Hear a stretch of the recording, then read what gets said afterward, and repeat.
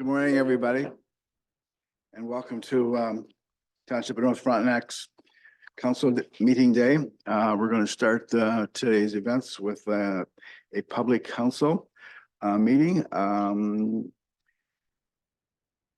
like to begin by reading an advisory about recording here on, this is all the events are going to be recorded. They're going to be on YouTube.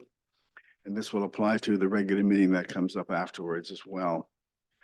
So please be advised, North Frontenac Council meetings are recorded. By attending a public meeting of council, you are consenting to your image, voice, and comments being recorded. The chair and/or the clerk have the discretion and authority at any time to direct the termination or interruption of the recording. Such direction will only be given in exceptional circumstances where deemed relevant. Circumstances may include instances where the content of debate is considered misleading, defamatory, or potentially inappropriate to be published.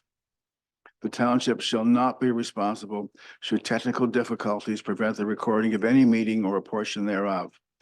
Technical issues may include, but are not limited to, the availability of the internet connection, device failure or malfunction, unavailability of social media platforms or power outages. It should be noted that no protection is afforded to council members, employees, or the public for comments made during meetings which are subsequently challenged in a court of law and or determined to be defamatory. Notice is hereby provided that under the authority of the Municipal Act 2001 and in accordance with the Municipal Freedom of Information and Privacy Act, that all information provided for at a public meeting or other public process are considered a public record. Members of council, staff, delegates, and attendees should be mindful of using names of individuals or entities when discussing matters in public. Attendees are advised that they may be subject to legal action if their actions result in inappropriate and or unacceptable behavior or comments.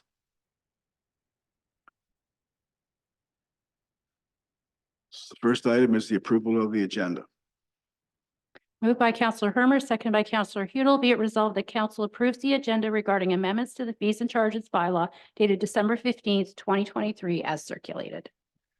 Comments? In favor? Motion is carried. Is there any disclosure of pecuniary interest or general nature thereof? Seeing none. Amendment to the fees and charges bylaw. Moved by Councillor Hudel, seconded by Councillor Hermer, whereas at the meeting on November 24th, 2023, council passed resolution 485-23, receiving for information the manager of community development's administrative report entitled Crown Land Stewardship Program Camping Fees, and that council approved in principle amendments to the fees and charges bylaw Schedule D. And that council will consider a bylaw to amend the fees and charges bylaw 6323 later at the regular meeting. Is there anybody online, Kelly? If there's anybody online that wishes to comment, please use the raise hand feature.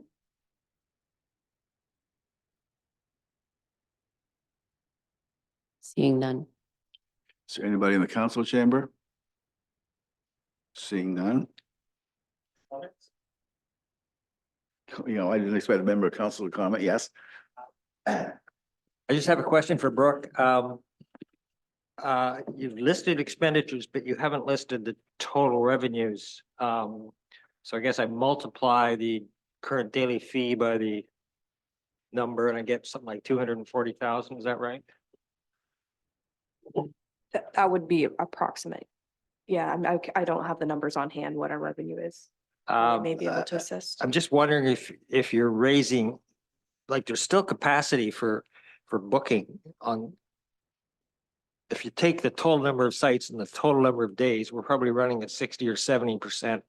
So there's room left for more people to come. I just wonder if you're raising, if more people come, the expenses are going to go up. I just wonder if you're raising the amounts enough for the next 5 to 7 years.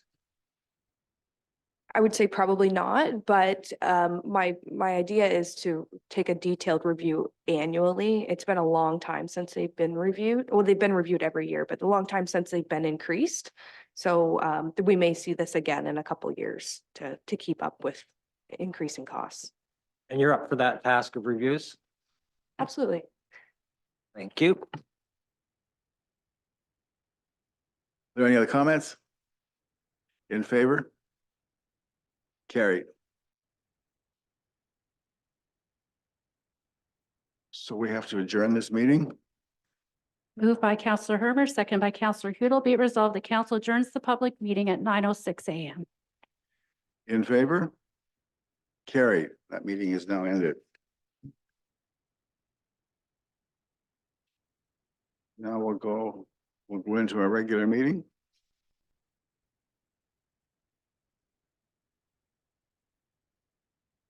Approval of the agenda. Moved by Counselor Hudel, second by Counselor Hurmer. Be it resolved, the council approves the agenda dated December 15th, 2023 as circulated. In favor? Carried. Are there any disclosures of pecuniary interest and general nature thereof? Seeing none, we have no business profiles, presentations, delegation, adoption of the minutes of November 24th, 23. Moved by Counselor Hurmer, second by Counselor Hudel. Be it resolved, the council adopts the minutes dated November 24th, 2023 as circulated. Any comments? In favor? Carried. We have no business arising out of the minutes. We have clerk's administrative report, communications A. Moved by Counselor Hudel, second by Counselor Hurmer. Be it resolved, the council receives for information Section A items of the clerk's administrative report entitled Communications of Interest. Any comments?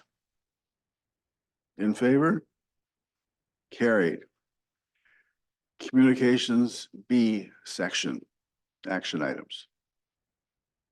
Moved by Counselor Hurmer, second by Counselor Hudel. Be it resolved, the council receives for information an email dated November 20th, 2023 from Miles McDonald, resident, requesting council support the Council of Addington Highlands regarding the installation of traffic lights at the intersection of Highway 41 and Highway 7. And the council instructs the clerk to prepare a letter of support to the Township of Addington Highlands and the Ministry of Transportation to be signed by the mayor supporting the installation of traffic lights at the intersection. Are there any comments? Counselor Hurmer? Well, I understand that in the new year, MTO is going to meet with the county and present 2 or 3 options for the rejuvenation of the intersection there at number 7 before they can install the lights. Yeah, there's an issue when the MTO is going to install the lights. This is to encourage them to install it sooner rather than later. Yeah, well, this conversation's been going on for approximately 10 years. So this is the first time they've come back and said, we think something should be done. Yeah. Okay. Exactly. Counselor Regent, then Counselor Fowler. Oh, I thought you did. I'm sorry. Counselor Fowler. Yeah. I was just wondering if they have any real data on any accidents at that location. Also the intersection is controlled with a flashing amber red light. And it's well lit at night and I haven't really seen too much problem there, but I guess if the MTO are going to already install the lights, we'll just see what happens. I think it might slow things down in that area. Counselor Regent. So we responded as part of Caledar Berry Fire to at least 6 car accidents at that location from May long weekend of this year until about, maybe the last one was about a month ago. Nobody pays attention to that amber light. The police have got detailed data about exactly what goes on there.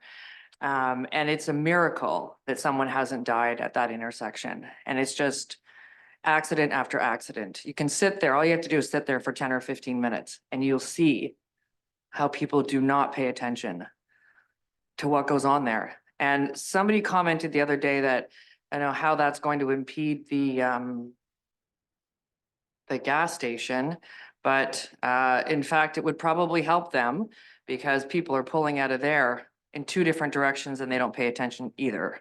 So I think at this point, after 10 years of discussion, it would probably be our best interest to support this. Counselor Hurmer. Well, during the summer months, traffic will be backed up clean over the Kildare Hill and you'll sit there for 20 minutes or half an hour before you can get out on number 7 highway. you can sit there for 20 minutes anyways. So why not sit there and pay attention to a proper light? I went through there the weekend or the week after Thanksgiving and 20 minutes just to get to the corner, another 5 to go through. And when I looked in the rearview mirror, I couldn't see the end of the traffic. It was that bad. Now you go through there in the middle of winter, maybe 1 or 2 cars. But they did do, this is for you, Counselor Fowler, the MTO did do another traffic study. And this time they did it in the summer. So they actually saw what was going on. It's a bad intersection. Just out of curiosity, what road were you on when it was backed up? 41. Okay. Any other comments?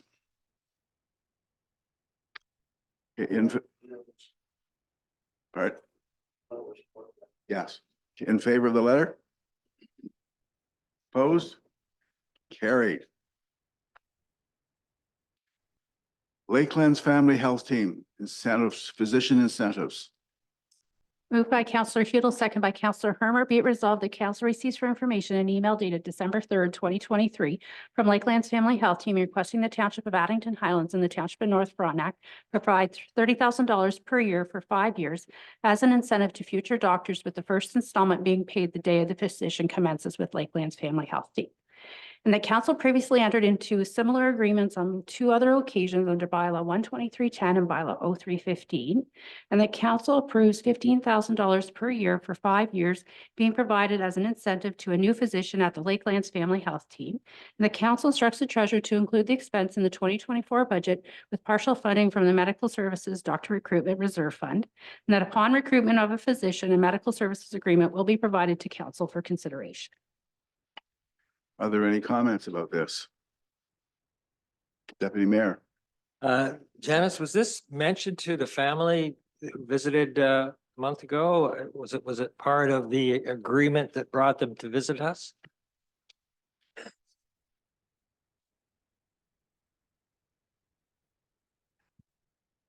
I don't know if it was part of the reason he came to us.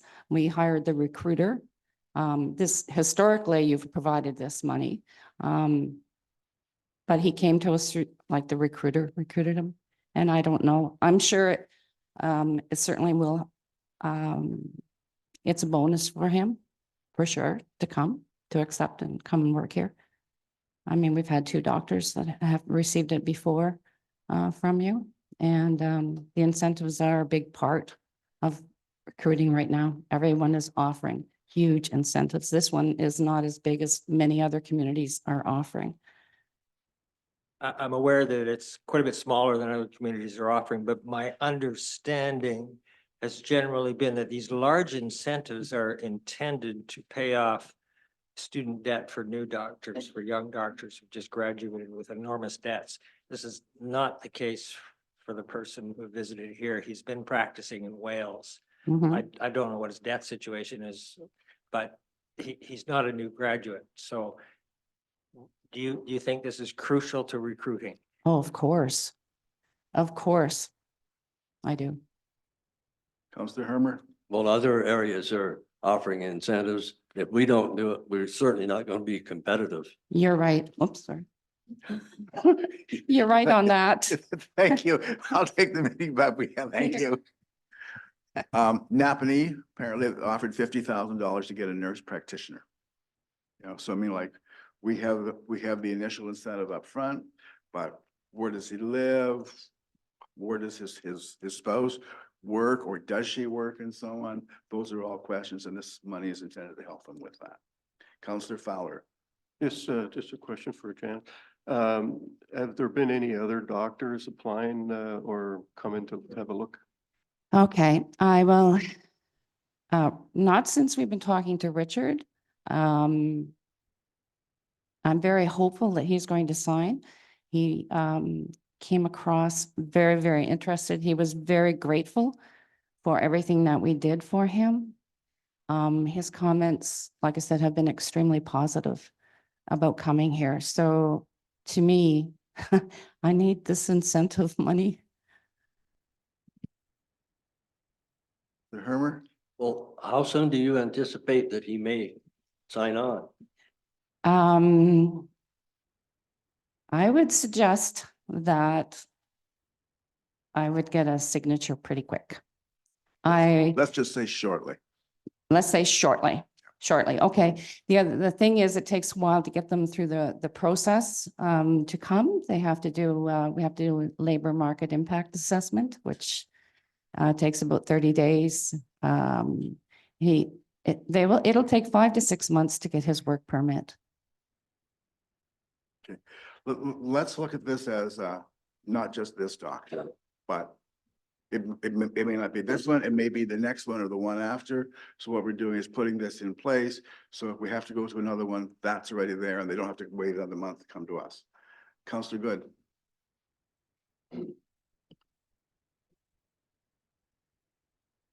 Yes, I personally think this is very good incentive and I think we should go ahead with it.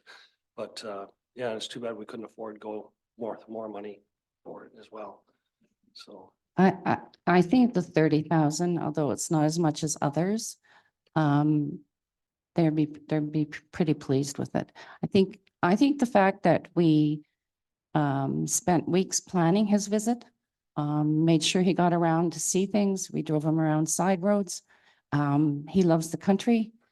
This is a perfect setting for this particular doctor, believe it or not. And his, if you talk to him, the way he practices is the way I personally would want to have him for my doctor, believe it or not. That's great. My wife lost her doctor. Dr. Dumas left, so hopefully he'll stay longer, this guy. We know which way Wayne's gonna vote. We know why now. That's fine. Do we have any other comments before we vote? All in favor? That motion's carried. Thank you so Have to much. wait to the end of the meeting before you do anything else. Because we haven't passed the bylaw, we just passed the resolution. Oh, Okay, so another hour, but it'll pass. But before you do, on behalf of council, I really want to thank you and people that helped you out for really working so hard on this. Let's hope we're successful. You've done a great job. So thanks. Okay, okay. You can go ahead and convey that information. Okay. Support for the Eastern Rail Trail Tourism Project. Moved by Counselor Hermer, seconded by Counselor Fowler. Be it resolved that council receives for information an email dated December 7th, 2023 from the County of Frontenac requesting support for the Eastern Ontario Rail Trail Tourism Project by providing a letter of support for their application to the Tourism Growth Fund for funding support. And the council supports this initiative and instructs the manager of community development to provide a letter of support. Are there any comments? Counselor Fowler. So just want to bring it to the attention to the rest of council that the Cataraqui Trail and part of the KMP Trail from Verona to Harrowsmith are non-motorized portions of the trail. So this is not going to be including vehicles like ATVs because you wouldn't be able to complete the loop because Cataraqui Trail does go east and west from near Harrowsmith. So I just want to bring that to your attention. But the county council has pending a resolution to actually allow that to happen. Because right now, all motorized vehicles on the KMP Trail stop at the south side of Verona. And the Cataraqui Trail crosses through Hardington. Is that right, Fred? And that section in there was never motorized. And the local club is asking it to be motorized. The committee you're on is looking at that. We don't know what the resolution or the recommendation will be to council yet at the county level. Well, I was at that meeting on Wednesday. And I don't know if I should tell you. what happened Don't, there yet, but if it hasn't come to council yet, it has to go to council on Wednesday, next Wednesday, the county. there you go. Okay. Any other comments? Deputy Mayor.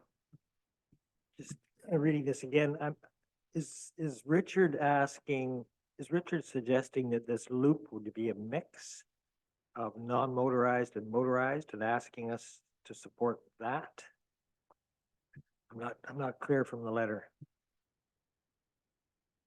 Interpretation of it is that they're asking us to support the county becoming part of an overall trails network of different trails throughout eastern Ontario. And that there's no indication whether it'll be motorized, walking, bicycle, or whatever else. Just be whatever it is, it is. But they want to use this. This is a really great asset we've got, and we're part of it, to use that to draw in tourists. That's the idea. The idea is we'll let them figure out the details. We're just applying for some funding here and supporting it. Yes, Sounds good. okay. In favor? Opposed? Carried.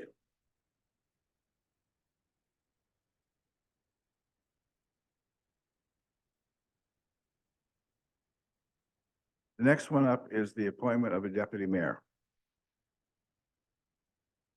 You have to read this first?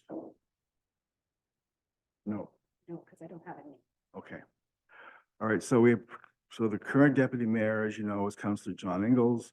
But the term is only for 1 year. So now it's time to elect another one. So I'm going to go around and I'm just going to ask who wants to be a deputy mayor, and then we'll figure out how we're going to vote on this. So who would like to be deputy mayor? Councillor Fowler. Councillor Ingalls. Councillor Regent. Okay, so we have 3 people. Anybody else? Councillor? Yes, you can.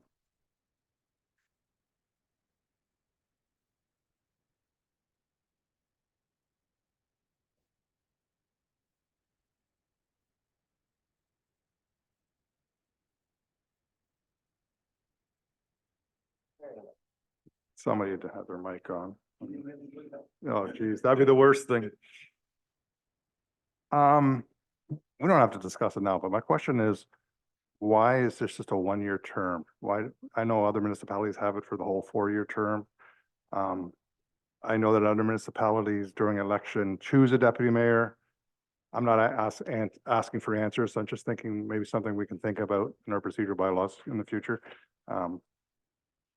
'Cause I think it's important that the constituents maybe pick the deputy mayor. But anyway, that's fine. Go ahead with the process. Councillor Hermer?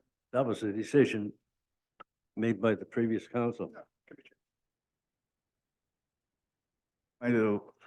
I like the fact that this council picks the deputy mayor, but 1 year seems rather short.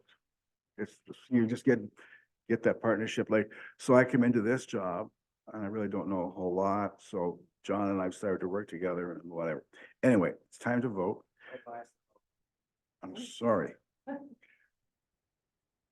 So basically, I'm just going to go around the table and I'm going to ask you who you're going to vote for, and we'll. Oh, I'm sorry, I forgot about that. Mr. Fowler, you're up. Thank you very much. I understand that this position is a very important position, and basically I see it as a position where he will support the mayor and support him dealing with North Frontenac issues like our sorry, a little bit, our strategic plan and our official plan and implementing them in the township and work towards the benefit of the township. I'm in my 2nd term as a Ward 3 councillor, and I'm very active there. And if I get this position, I intend to be very active in the township and do what I can to support the township. Councillor Regent? So strangely enough, it took me a while to put something together, which is unlike me, but anyways, I've written it down. So the first thought that I had was, why did I even run for council? So I ran for council last year because I really wanted to help our community and the township. and in particular, the ward that I'm in. And I was an employee in healthcare for 25 years. Now I get to be an employer. I spent 25 years in healthcare looking after people. So I retired and I moved home to Cloyne and mostly bought that property in Addington Highlands so I could continue to do what I like to do, which is actually just help whoever I can. So interestingly enough, the last 3.5 years as a business owner has been a huge eye opener for me. I have a far better understanding of how to relate to people in this community, how to help others, how to accept criticism with grace, how to listen to other people, and how to be present for people when there's no solution, which is sometimes that is the solution. There isn't one.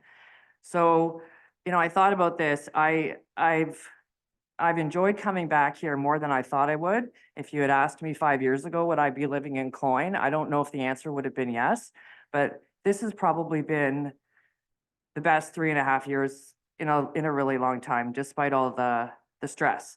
I get to look after the kids at the high school. I get to do my fire stuff, and then I get to help council with cool stuff like finding a doctor, which is near and dear to my heart. So I just think that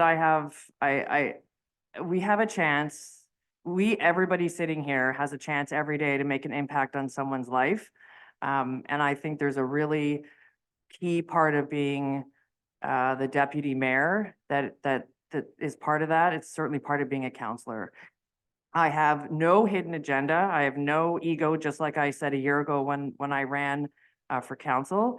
And I think between the commitment I've made to the township and what I do here, I think it's time to have a different ward represented as deputy mayor. I think it'd be nice to have somebody who's new to council, and somebody who will support council and support the mayor and support the township staff. Because that's a big part of this. And I'd just like to see, I think it's to Roy's point earlier about maybe this should be chosen by the constituents, but until that happens, which I'm not disagreeing with, I think it's nice to have a new look at things every year. So that's kind of where all of my ideas came from. Thank you. Deputy Mayor Engels. I also had to sit down, Stephanie, and prepare something because the last time I tried something like this, I had nothing prepared. My first point is that I think there is a learning curve to this position, and I'm still learning. And I think there's value in having at least a 2-year, and I've been in this 1 year. The mayor and I are still working out different communication strategies that haven't existed in the past. And I think the first year's experience will make my second year, if I'm elected, more effective than the first year has been. Apart from Councillor Good, I got more experience on council than anybody else in this room. So I think that has some value. Mayor Lichty is my third mayor who I've served under. I have served 2 terms on county council, so I know a bit about how that works. 2 CAOs there, and we're losing the second one now. Quite a number of different county wardens and 2 CAOs on this staff. So I'm bringing a fair bit of experience. Also, I have personal contacts with Henry Hogg, Francis Smith, Ron Vanderwall, and with the mayor of Tay Valley over near Perth, Rob Rayner. So I think that's of some use.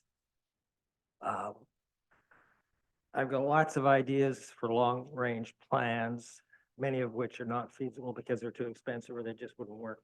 But I think the fact that I keep coming up with strange ideas has some value and stimulates council in some cases.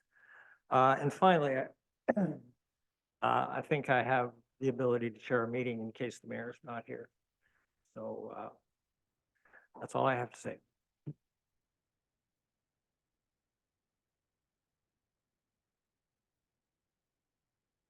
So this is to Counselor sorry, the deputy mayor right now, I guess. What have you learned over the last past year being deputy mayor? I've learned that one thing, even though legally the mayor only has one vote, the mayor position has a great deal of sway in the way council thinks. I'm finding Jerry to be a different personality from either Ron or Bud. Very different. I feel, for me personally, Jerry's probably more approachable than the other two mayors. I'm only one vote. It's okay. No, but communication. I feel that you're only one vote. That's true. You can't sway anything, but there is, the mayor position has a great deal of persuasive power in spite of the one vote position. And I feel in this case, we're both engineers. That means something, not much. But I feel that in this case, I've been able to have conversations with the mayor that would have been more difficult in the past. What have I learned? Learned that this is probably my last term, that people get tired of somebody, and I think by the end of this term, I'll have run out of the. Initially, when I was elected in 2010, I think the fact that I was a successful small business person had a lot to do with any reputation that I might have had. Now I'm retired, that's dead. So this will probably be my last term. I think, unfortunately, people get tired of politicians, and I'm lucky to have been here. I don't know how you do it, Wayne. A good old boy. I've learned some other things, but I can't think of them right now. I understand that, what you said, like, I think not so much for a counselor, but for a mayor, 8 years, that's enough. Okay, so pay attention to that one. So how we have to vote on this, in no particular order. I'm going to pick a number. And Fred, you're gonna guess it between 1 and 20. Just pick a number between 1 and 20. What's your number? 17? John? 3. Stephanie? 8. Okay, the number was 3. So we vote for Councillor Ingalls first. So all in favor of having Councillor Ingalls as a deputy mayor for the next year, raise your hand. One vote for oneself. Yes, you can vote for oneself. I'm gonna vote, that's 4. So that's Councillor Ingalls. Now, so the second one is Stephanie. All in favor of having Stephanie? So that's 2. You did vote for yourself, didn't you? Well, yeah, okay. And Councillor Fowler, you voted for yourself. That's 1. Thank you to everybody. Deputy Mayor John Ingalls will be the new deputy mayor for the next year. Thank you, everyone. The competition humbles me. Well, I know when I was first elected to council about 15 years ago, it took almost a year to learn the ropes. So I understand what you were talking about, 1 year being too short a term. The one thing is, if we want to look at that, I'm okay with that. Either make it maybe a 2-year term or whatever. But one of the things that I'm learning too is how do I work with the deputy mayor? And to be quite frank with you, we're all getting older. The chances of us having a serious medical issue become greater and you can't make a meeting or something or whatever. You need somebody that you feel confident with, and that knows how you think and works with you to bring this forward. So anyway, John Ingalls is the deputy mayor. Tara, please. Moved by Councillor Fowler, second by Councillor Hermer. Be resolved that council receives for information the clerk planning manager's administrative report entitled Appointment of Deputy Mayor, and the council receives for information the presentations from Councillor Fowler, Councillor Regent, and Deputy Mayor Ingalls. And the council appoints John Ingalls as the deputy mayor for a 1-year term, and the council will consider an appointing bylaw later in the meeting. All in favor? Carried. Item 10B, delegated authority for undisputed consents.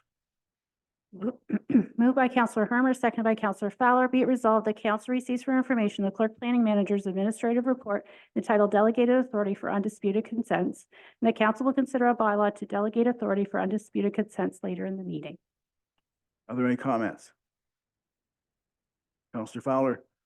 I'm just wondering, with this, does that mean that some sites are not going to be visited by somebody from the committee? Exactly. My issue too.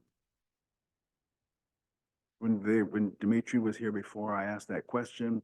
He said he would get back to us. He thought it was a good question. There is a line in there that says if the county can't do it, then our committee of adjustment member will go out and do it. But I have concerns about how much responsibility we're delegating or devolving to the county. When we did the county operational budget, planning and tourism were saying how hard they work, how they're short-staffed. They asked for $117,000 for an extra staff member. We said no. It's a little different. I mean, they have a great staff. They're well-run, well-respected, but they do make the odd error. And I just like to say, for maybe 50 or $100, I'd like to have someone say, I'm from North Frontenac and this is what I see. And I'm sure Tara and Brooke could put together a check sheet or some kind of form to fill out that they could do it while the county's looking at it anyway. So I just think we should have something that says we have a county rep. So anyway, that's just my thought. We do have Sonia on the line. She has raised her hand. If you want to, Yeah, I'd like to hear from Councillor Good first. okay. Yes, Mr. Mayor, I agree with you on that myself. I know I was here when we had contract planners in here and Joe himself came here and said that he could handle the whole thing, all the islands and North, Central and South.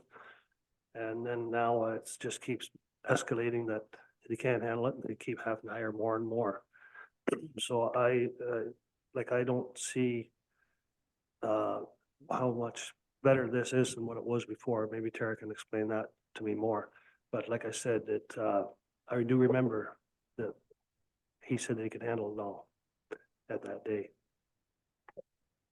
Tara? So I just want to clarify that this isn't going to be, these decisions won't be made by county staff. They'll actually be made by myself and Brooke in my absence. So what will happen is rather than a planning report and a presentation being done at the Committee of Adjustments, I will receive that planning memo you've seen an example of. And if all the check boxes in that checklist are met, then that application can be signed off by myself or Brooke in my absence. And that person can have their severance without having, so it's going to speed up the process. It should actually reduce the amount of time that county planners are spending on files because they don't have to prepare a presentation for the committee. They don't have to prepare the detailed planning report. And then it has the safeguard in place where if I don't feel comfortable that all those boxes are met, so there's a policy issue, there's a neighbor who has concerns, it gets escalated to the committee. And then at that time, we would follow our normal process where a committee member would attend the property, the hearing would happen, and the players would have to do a report and a presentation. So really it's about speeding up the process, making it more efficient for the applicant, as well as for county staff. It won't have an impact on township planning staff, I don't believe, because we're still going to have to circulate the application and prepare the notice and do the mailing and sign the decision. So prepare it and sign it and then follow through on all the conditions. So I don't believe we're going to see a savings at the township level, but we should see a savings at the county level. Deputy Mayor? I was also skeptical that this was a good idea to pursue, but it is only for severances that meet all the requirements, that haven't had neighbors complain. And it looks to me from the presentation that every site will be visited. Township staff will attend the site prior to the application being considered if county staff don't. So it looks to me like every site will be visited. And it's only for those severances, not for minor variances or anything like that, or disputed severances. So it's a minor class of severance, like Tara says, that meet all the legislative requirements. So, and others are doing it with some success. Okay, so first of all, I want to be clear that I have a lot of respect for our planning team here. Tara and Brooke do an absolutely fabulous job. We have really good support from the county planning team, and we have a really good committee of adjustment. So I'm not advocating, I think what this will do is it will shorten the timeline because they don't have to go to the committee of adjustment meeting.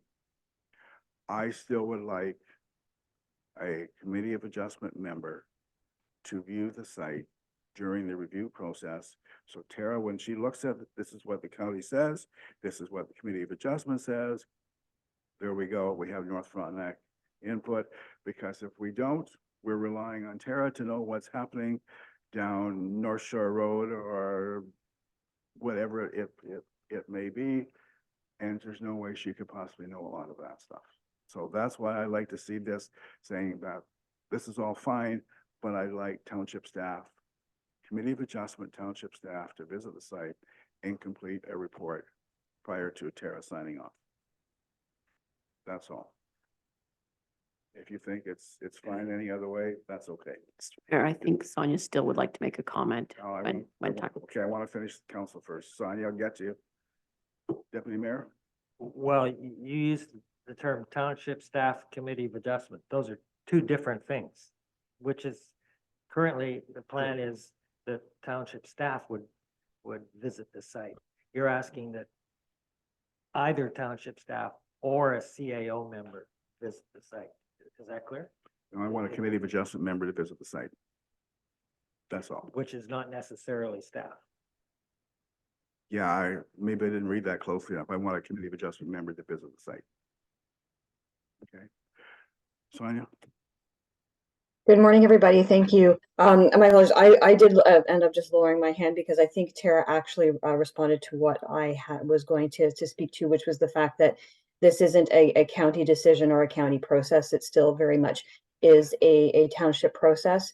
With respect to still having a committee of adjustment member involved with respect to site visits, I would perhaps have to defer back to Tara because, again, under the Planning Act, you can delegate to the committee or you can delegate to staff.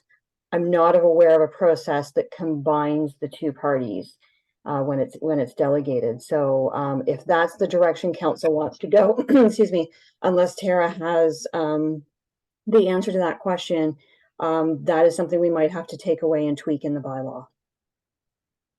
That's what I kind of thought I asked Dimitri to do originally, but I think everybody's missing the point here. At least I think they are. All I'm looking for is a committee of adjustment member to go out, look at the site and say, this is what I saw. Tara takes whatever the planning, whoever from the planning department went out and looked at it and so on. She now has a second opinion and she can put it all together and make a final decision. It's just another input for her. It's not taking away anything from the county or whatever, saying we're going to do it all in-house. It's just soliciting a local opinion. And we've done that before, or we've seen this before. I believe something like this came up several years ago, and it was the same thing. Anyway, are there any other comments? Councillor Hoodle, then Councillor Hermer. Just a clarification, Chair. So right now, the committee of adjustment goes out and does the inspection. And you're recommending, or the report is recommending that you or Brooke go out and do it?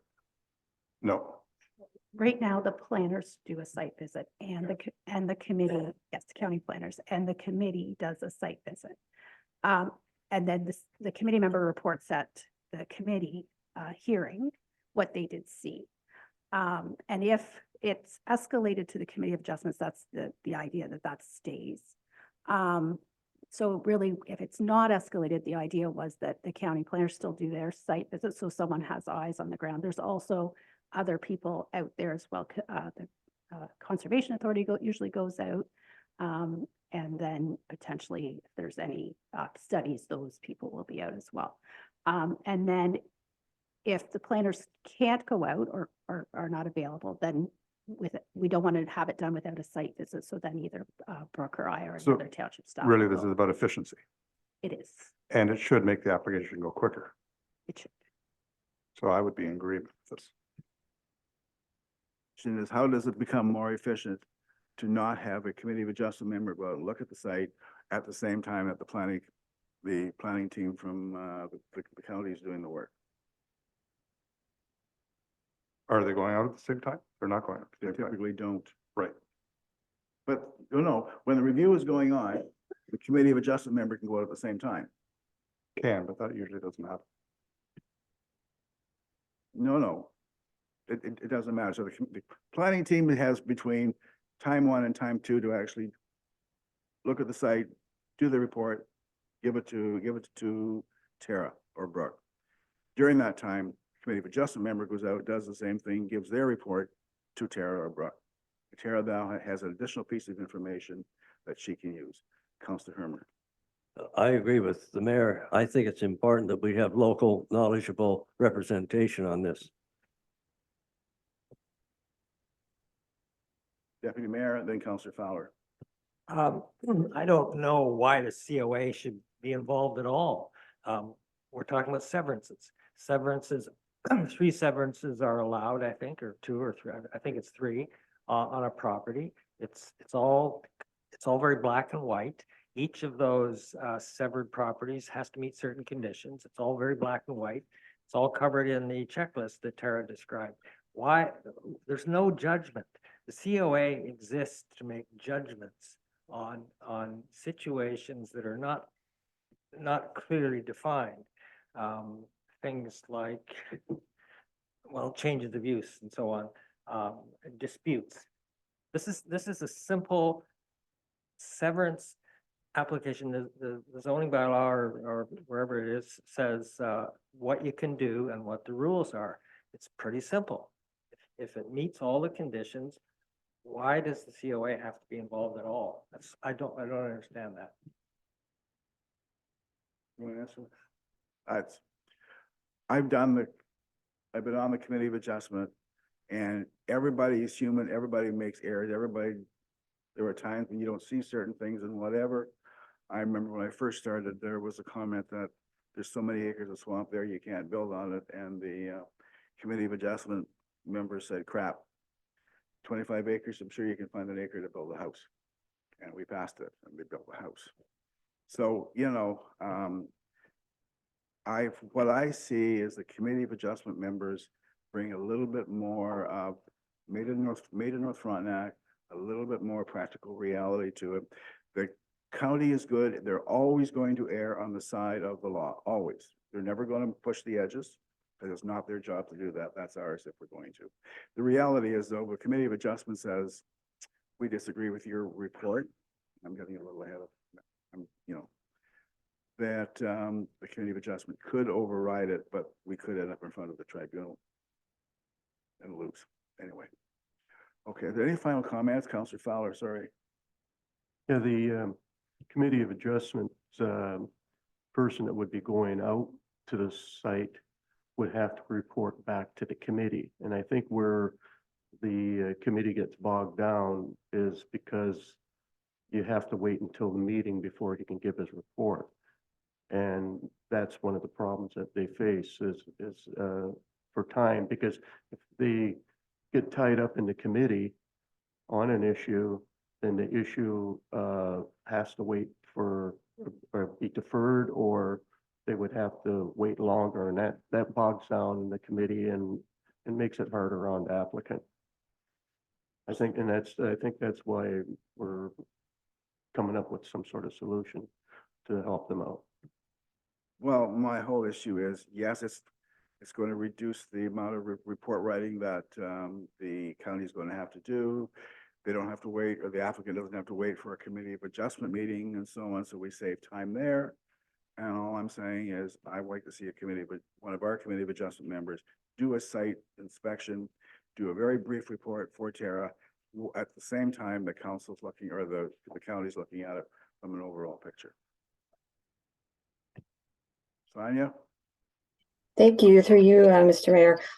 One additional consideration, if you are concerned about having somebody locally look at the site, again, I'm concerned about muddying the waters between, like, there's supposed to be a distinction with this bylaw between what is delegated to staff and what remains with the committee.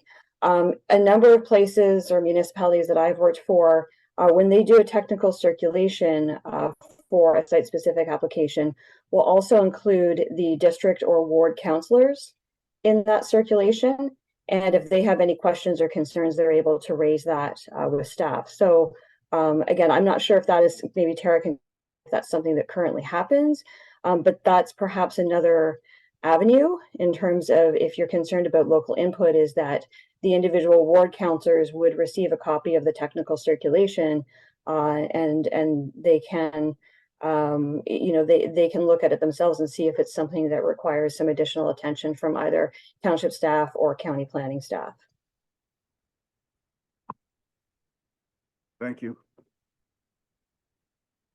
Okay, Deputy Mayor?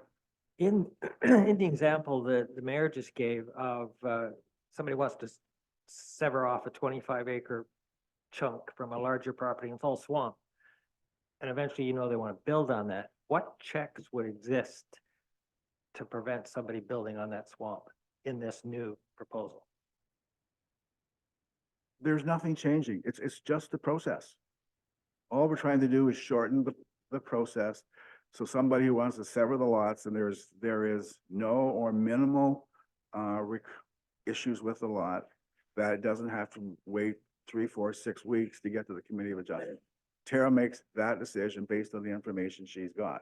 All I'm looking for is a Committee of Adjustment member from our team or our Committee of Adjustment to do a similar site inspection, fill in a few blanks, give it to Tara, and now Tara has the county's position. She has the input from our staff, and she should have a much greater degree of comfort of being able to make a final decision. But Sonia's telling us there's a problem. You have to choose one or the other, staff or the COA. That's what I heard. Yeah, through you, Mr. Mayor, it's just that I'm uncertain. I've never seen a delegated authority bylaw that also includes still the Committee of Adjustment.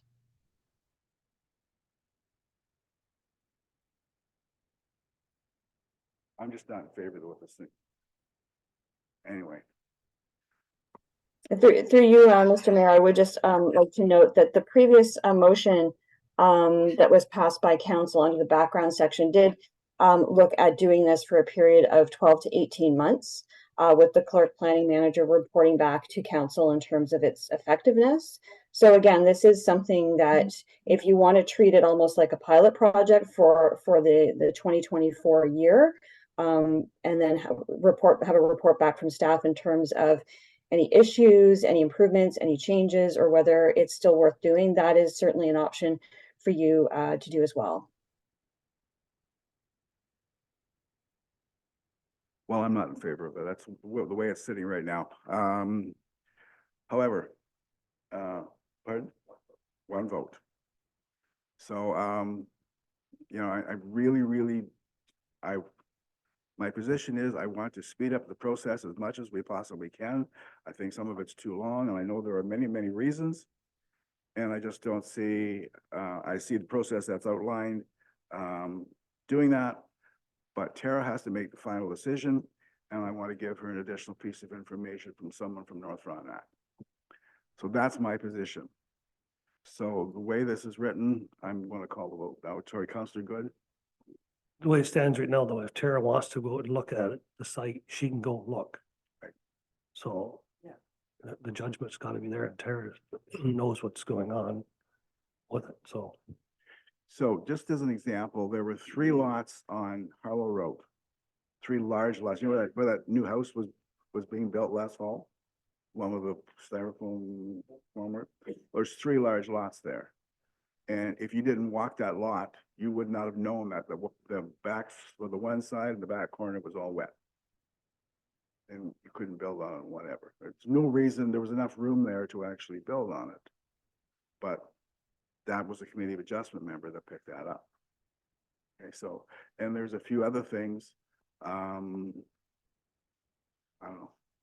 I have issues with why we even have a committee of adjustment because if the planning division or our planners make a report and the committee contradicts that report, then it could end up with the appeal process and we would probably lose because the county follows the law and we're following a Maiden North Frontenac issue, but that's not on the table. Anyway, I'm going to call a vote for this particular item. So Tara, would you? Councilor Hoodle? Why don't you just do what Sonia said, do an 18-month trial, Pardon? do an 18-month pilot project, come back. Well, I'd like to pass. Okay. How does this work, first of all? If we amend this resolution, what's the process we have to follow? So I'm not sure what you want to amend. If you want to amend it to look at the option of adding the committee to attend, I would just defer this and ask that I look into that. I can't, without knowing what's going on with whether or not we can have a committee member involved in a delegated authority process, that's something I need to look into. I can't give you that advice here. If you want to add that this come back in 12 months, you could just add that if you want to. So it just depends what you want for amendment. If you want an amendment to what's in the bylaw, I would just recommend that you defer that bylaw and give me direction on what to bring back.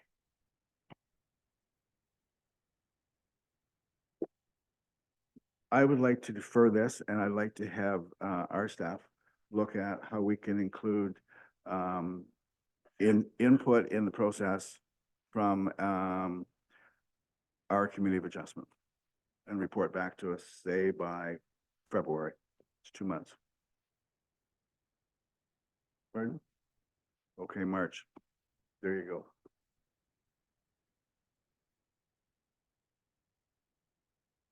So we vote on that first then, or do I need a seconder for that? So, Or can I even make that motion as the mayor? yeah, so make a motion, but I think you have to vote on what's on the table and then if it fails, then you would come up Okay. with another. All right, folks, we're going to vote on the motion that was presented in our agenda packages. All in favor of that particular motion? Okay, Can I ask Tara, exactly what are we voting on? It says, and that council will consider a bylaw to delegate authority and so on. Does that, to will consider, does that mean we're gonna do it? So, I mean, it doesn't mean when you get to bylaws that you can't deny it. We generally have our discussions under the reports before, because when we get to bylaws, we've got that whole string. So what normally happens, if you guys are not ready to look at this bylaw today, this would happen under the motion. You would give either defer, you could just deny it. Then when I get to bylaws, I usually remove that bylaw from that motion when I read it. So it doesn't get passed today. Generally, if you're in favor at this stage, you will pass the bylaw. That's just generally how it works. But there's nothing saying when you get to the bylaw stage that you can't say, I want to remove bylaw, whatever. I mean, that's up to council, but we generally, this is the process where we iron out what you guys want and then the bylaws come up. Thank you. okay. All in favor? 1, 2, 3. Opposed? 1, 2, 3, 4. That bylaws or that resolution is defeated. Now we can do that again and bring it back, and I'd like to have it looked at by staff and then brought back. I don't think the bylaw itself is really wrong. I just think it's not complete.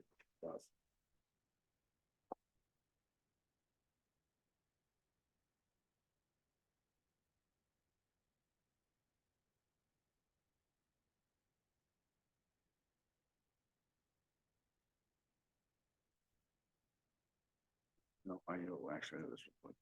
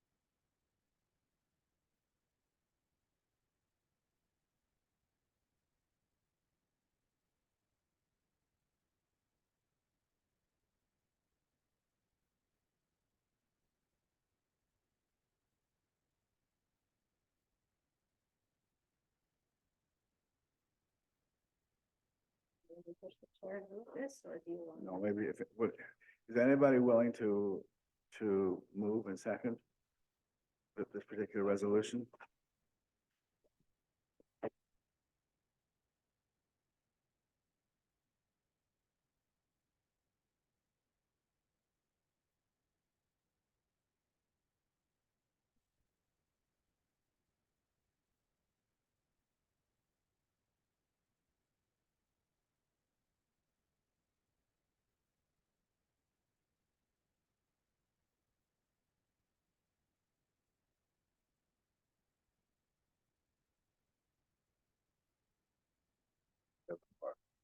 Moved by Counselor Regent, second by Counselor Hermer. Be it resolved that council instructs the clerk to look at an option to include an inspection completed by Committee of Adjustment member for each severance and provide a report to township staff for consideration. Or, for the delegated authority bylaw.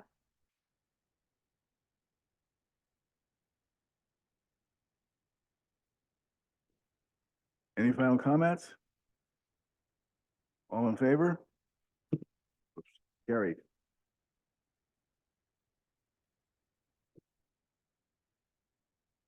Ten C.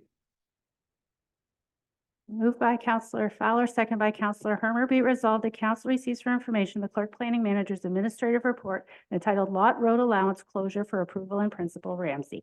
And the council denies the application to close, stop up, and sell a portion of the 66 road allowance between Lot 30 and 31, Concession 2, Geographic Township of Barry. The council instructs the clerk to advise the applicant of the denial of the application and advise the applicant that council would consider a license agreement for the use of road allowance if they wish to apply, and that due to ongoing concerns with the use of road allowances for access for future development, council instructs the clerk to amend the road closing policy to only permit the sale of road allowances, excluding shore road allowances, to only consider sale in extenuating circumstances. Any comments? In favor? Carried. Ten D, shore road allowance closure and sale bylaw. Moved by Counselor Hermer, second by Counselor Fowler. Be resolved that council receives for information the clerk planning manager's administrative report entitled Shore Road Allowance Closure and Sale Bylaw, Rothfels, Eustis, and Sosnovsky, and that as required by bylaw 2023, all those parts of the shoreline road allowance adjacent to part of Lot 13 and part of Lot 14, Concession 1, Geographic Township of South Canonto, being parts 5 and 6 on Register Plan 13R 23008 Palmerston Lake.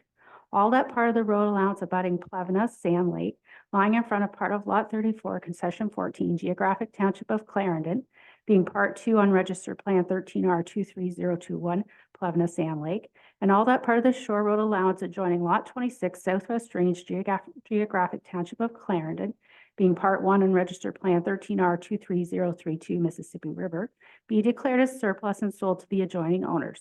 Appraisals of the properties are not necessary as these are shore road allowances, and the council will consider a bylaw later in the meeting to stop, close, and sell a portion of the shore road allowance. Any comments? Counselor Good?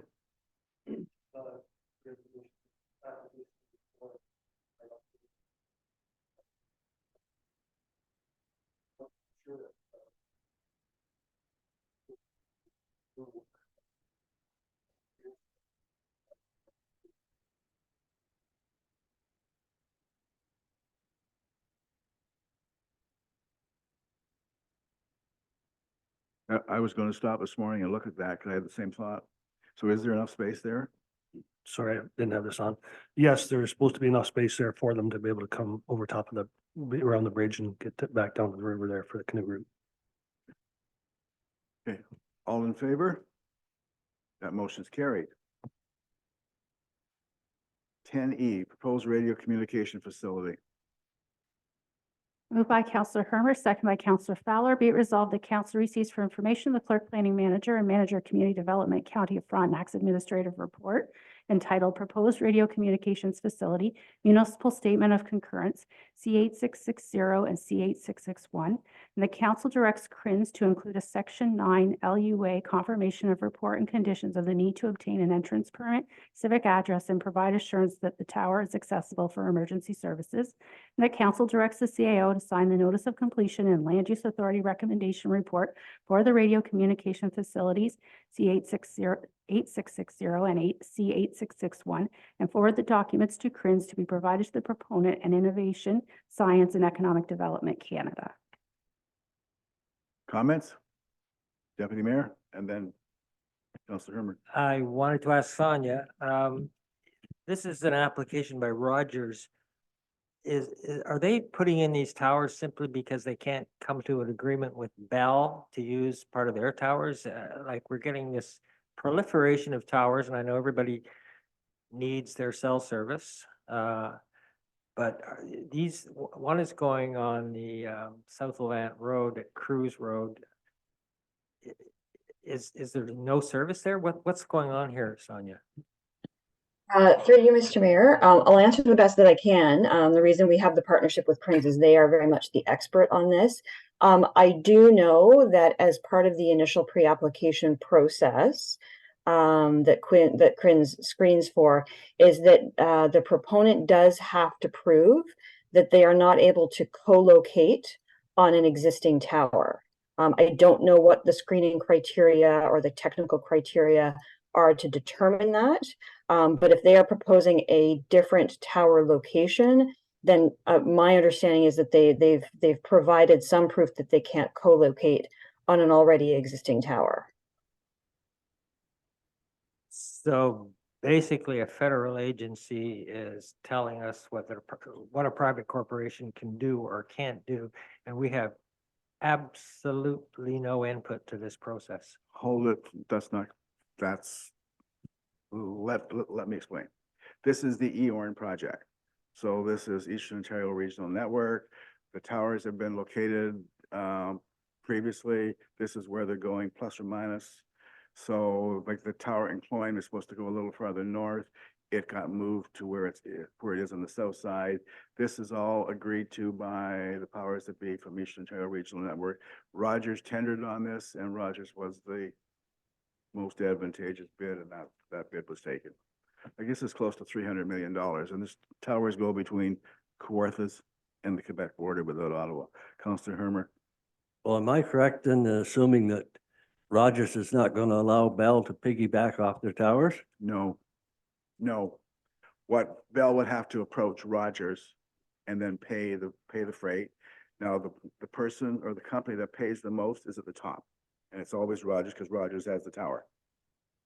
And then the next one down would pay a little bit less, but they don't have the coverage because they're so many feet lower. Okay, and that's what happened all through here. A lot of these towers around Plevna and Ampa are dual towers. Some may even have 3 services on them. Well, I know most of the people around here, I think, use Bell, so. I do, but I have a Rogers tower, so. Anybody else? Councillor Good? Yeah, that new tower in Cloyne hasn't helped our service at all. I in don't our think it's area. on yet. It's not on, is that? Okay. Stephanie, it's not on yet. I don't believe so. It took the tower in Snow Road, it took them like 2 or 3 months to activate it. And then they turned it on, then they send a guy out 2 or 3 days later to orientate where the antenna goes. So that part's done. Like I think they're pretty close to it being finished. But everyone there's so many stages to it.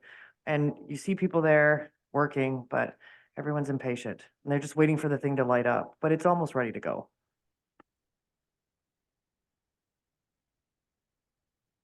The tower to the north, the one with the big reddish orange top on it, they've strengthened the radio in there, but I don't see much difference, if any. And along Highway 7, they've done the same. Ardoc Road and 506 are supposed to co-locate a tower there. So there's an existing tower. So I haven't seen that one either. But we sort of know where these are going to be. So there's one up at Quackenbush Road, that's this one, and the one at Cruise, that's South Levant Road. So they only go out so far. So it's whatever the gaps are trying to fill. But anyway. Okay, any final comments before we call the vote for this? All in favor of this resolution? Carried. Public Works Manager, update waste disposal bylaw. Moved by Councillor Good, second by Councillor Regent. Be it resolved that council receives for information the Public Works Manager's administrative report entitled Update to Waste and Recycling Bylaw 6017 and Reuse Center Bylaw 5217. And the council will consider a bylaw later in the meeting to adopt the proposed amendments to the waste and recycling operation. Darwin, do you have a presentation or you're just here to answer questions? Yeah, I don't have a presentation, Mr. Mayor, but yeah, open to any questions. Thank you. Any comments? In favor? Carried. Okay, minutes, item 11A, minutes of the meeting of the Committee of Adjustment, Planning Advisory Committee. Moved by Counselor Good, second by Counselor Regent. Be it resolved that council receives for information the minutes of the Committee of Adjustment Planning Advisory Committee dated September 25th, 2023. Comments? In favor? Carried. Minutes of the Joint Health and Safety Committee. Moved by Counselor Regent, second by Counselor Good. Be it resolved that council receives for information the minutes of the Joint Health and Safety Committee dated November 16th, 2023. Comments? In favor? Carried. Minutes of the meeting of the Economic Development Task Force. Moved by Counselor Regent, second by Counselor Good. Be it resolved that council receives for information the notes of a meeting of the Economic Development Task Force dated November 20th, 2023. Comments? Counselor Hoodle? If I could ask Brooke a question, when I read the minutes, I wasn't at the last meeting, unfortunately, but the information regarding the municipal campground. Maybe I missed it, but I didn't see anything there about Crown Land, if using Crown Land, because those were all, the examples they gave were all properties that were for sale. Are they going to be looking at Crown Land, Brooke? Short answer is not, no. It would private or purchasing Crown Land. So it would end up being a private ownership regardless, but it is an option to look if we could potentially acquire Crown Land. So I guess my question is, right now, our campsites that we have, that's a partnership with the provincial government, correct? We're not paying for that land, like we didn't buy that. That's right. We pay like an annual fee. An annual fee, It's a so land that- use permit. That's right. So that's what I'm thinking about looking at for the minister, is with the possibility of that. There could be. I think that's what would come out of the business plan, is to look into further and deep into those kind of options. Right, okay, thank you. Well, when I read this, it looks like the township's considering getting in direct conflict with the private sector. They're going to compete in every aspect, camping, stores, etc. Deputy Mayor? In that regard, we have it on authority. We have 3 members of the EDTF who are campground owners, and they have stated repeatedly in writing and in person that demand exceeds supply by a great amount, and they would welcome a municipal campground. This is no threat, certainly to the ones that we've spoken with. What about stores? I would think that more campers in the township would be welcome to a store owner. At this time, it's still in the committee. It hasn't come to council. So, but it's good questions, something to think about. Counselor Good? Yes, I read this report too, and I think it's quite unestimated on actually what it would cost to open up these sites. Excuse me. I know in particular one gentleman that's trying to open up his lot to this lake there, and it's only about maybe 200 yards long. And just to get the road in from the road into where the house is going, it's over $50,000 just for that one section. And this here, there's the water is not just that easy. You gotta have it tested. I don't know what it is every so often. You can like to tell me that. And the septic system for all these places, and then the dumping off sites. I think you're way underestimated on how much it's gonna cost, even for the hydro part of it too. Nobody's got any prices on that, and that's not cheap. Because if I know people that has a campsite, then they went individual meters on their campers because the people were putting in 2 or 3 fridges outside. Just for their, run that, and so they had to go individual meters for their camps. And that's not a cheap process, but it still saves them money.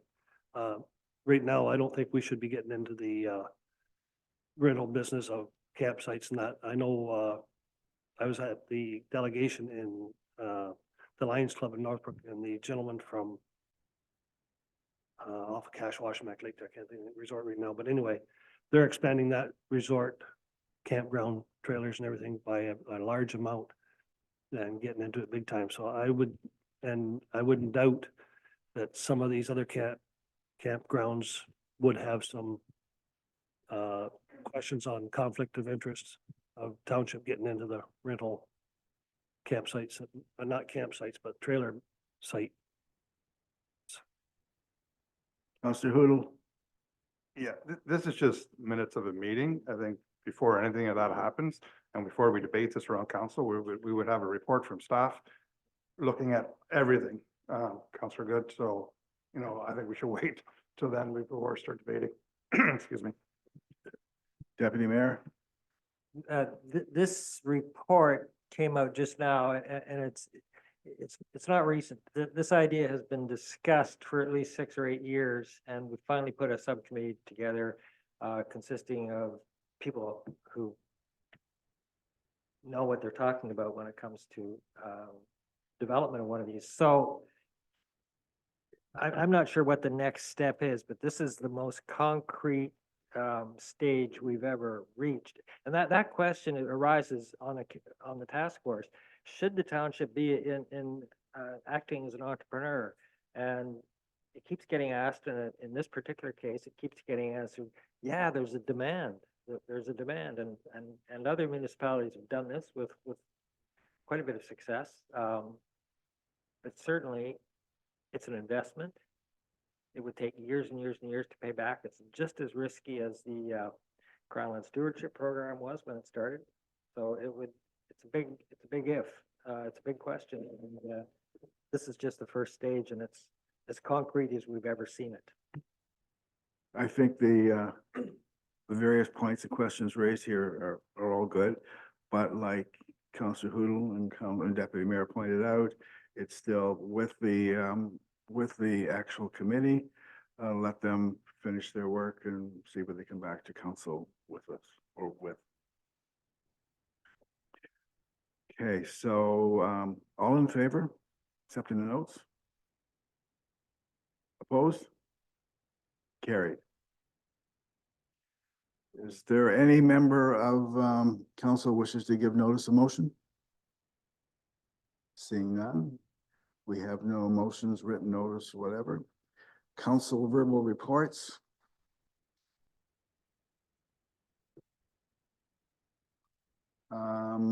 My portfolio, 2 things.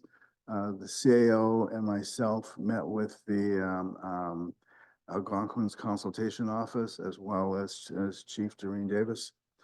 We had about 2 hours. It was an absolutely excellent meeting. We have problems, they have problems. It was nice to be able to talk about them, build a relationship and so on. So that was really positive. We're looking forward to continuing with that. From the county perspective, we have not had a meeting at the county level since we had our own last meeting here. But we did have a meeting with the consultant we've hired for recruiting a new CAO for the county of Frontenac. It was a very interesting meeting. We'll see what actually happens, but the consultant, very impressive. So we'll see. We're hoping everything's done by the spring. Councillor Hoodle. Just a comment. Maybe the deputy mayor should be attending some of those meetings also. Deputy Mayor is not on that particular. What? Algonquin's asked for myself and the CAO. And quite frankly, Chief Doreen Davis wasn't part of the original, whatever. But it's a point. When you know. Councillor Good.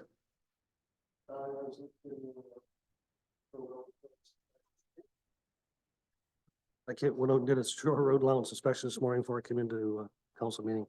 And there's no Lake Association meetings that I'm aware of. It's the Regent.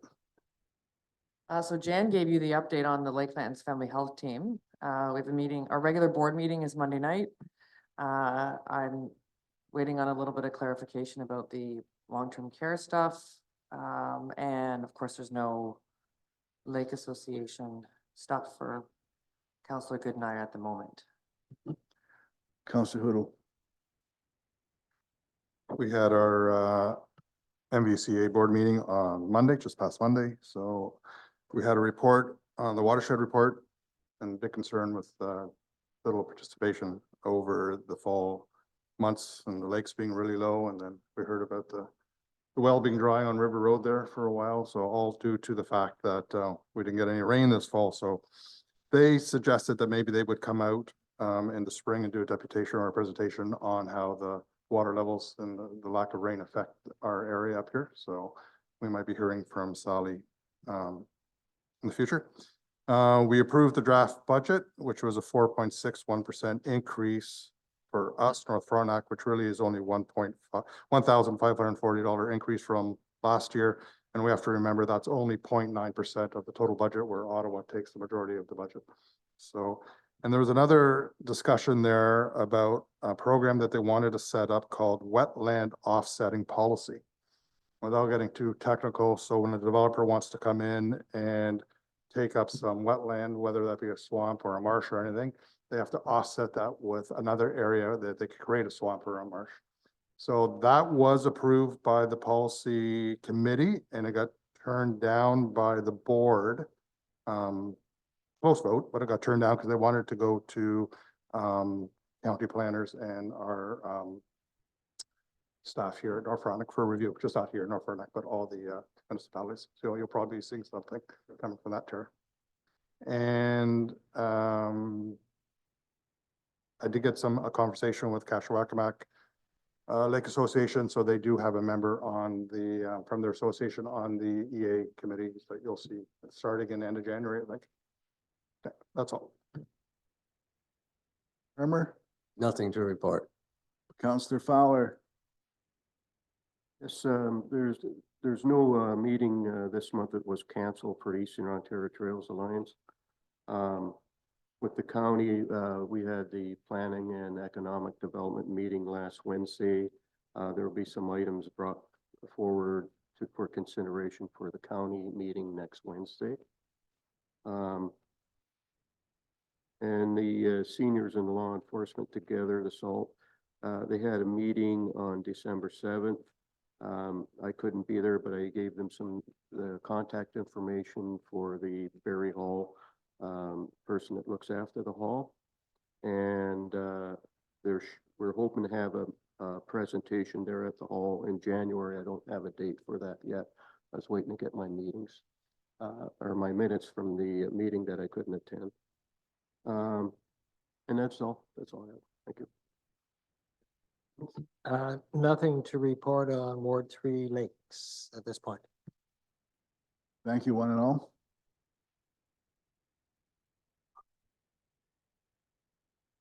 So the introduction and reading of bylaws. Moved by Councillor Good, second by Councillor Regent. Be resolved that leave be given to the mover to introduce the following bylaws that have been circulated to all members of council. 2023-78 to appoint Committee of Adjustment Planning Advisory Committee member. 2023-79 to appoint a deputy mayor. 2023-80 to establish a waste disposal bylaw. 2023-81 to close, stop up and sell a road allowance. 2023-83 to amend the fees and charges bylaw, and that these bylaws be read a first, second, and third time and finally passed. That's all in favor? Carried. Public forum, there's no one in the council chamber. Do we have anybody online? No. Affirmatory bylaws, 2023-84. Moved by Councillor Good, second by Councillor Regent. Be it resolved that bylaw 2023-84 being a bylaw to confirm all actions and proceedings of council for its regular meeting held December 15th, 2023 be read a first, second, and third time and finally passed. In favor? Carried. Adjournment. Moved by Counselor Good, second by Counselor Regent. Be it resolved that council adjourns the meeting at 10:26 a.m. until January 12th, 2024 at the call of the chair. Comments? In favor? Carried.